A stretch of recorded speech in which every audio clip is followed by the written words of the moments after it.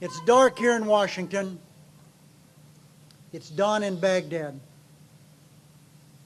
As I mentioned, Baghdad is 6,000 miles from Washington, D.C. As we speak, we have 160,000 American troops in those deserts and towns and cities in Iraq. They're awakening to a new day, the 1,582nd day of this war. We are gathered here tonight in a candlelight call to action. As we stand here with our call to action on the Senate floor, the Republicans are impeding the opportunity for the voices of the American people to be heard by voice and vote against the president's policy in Iraq. That is why we are here.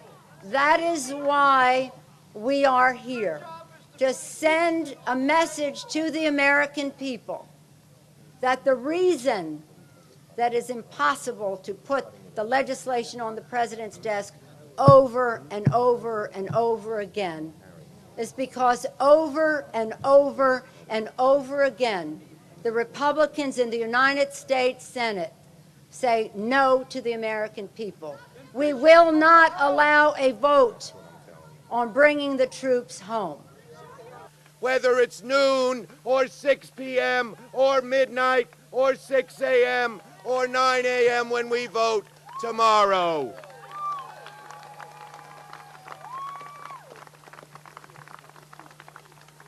We know this war is wrong, and we know we will not give up till we have enough votes in the Senate to require, to force, to make this president bring our troops home and bring an honorable end to the war. Our troops have done everything we have asked them to do. They overthrew Saddam Hussein. They looked for those weapons of mass destruction. They set up a new Iraqi government. We say it's time for them to come home. Just a few hundred yards behind you in the United States Senate, a great drama is taking place. The people who are filibustering us want to stop us from voting on Levin Reed. That's what this is all about. You're going to read or hear that we're voting on Levin Reed tomorrow. No, we're not. We're voting on whether or not to end a Republican filibuster, which will stop us from voting on Levin Reed. And so I want to ask you this question. Do you want us to be able to vote up or down, or do you want a filibuster? How many want a filibuster? No! How many want the Republicans to end that filibuster, to vote with us, to do what the American people want us to do? Not whether or not we're going to vote, but whether or not we're going to change course in Iraq and end this war. How many of you want to do that? All we're asking now is for an up or down vote in the Senate. That's all we want, is for the Republicans to stop being obstructionists and let, under the leadership of Harry Reid, that vote in the Senate. Every war has a beginning, has a middle, and has an end.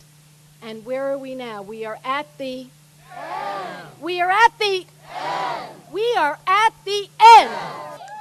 We finally understand that the American people told us in November they wanted to end this war.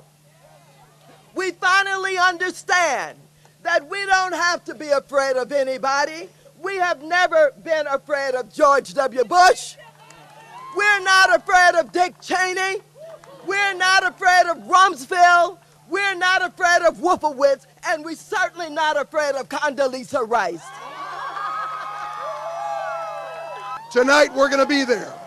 We'll be in the Senate. We'll be debating this issue. We'll be standing up for the American people who want an end to this war. They want the troops brought home responsibly. And this I tell you, all of the senators on the other side who have given passionate speeches about opposing the war will have their chance in the morning to vote for Levin Reed, vote for real change, vote for a law that will bring the troops home. Count those votes. Count the senators.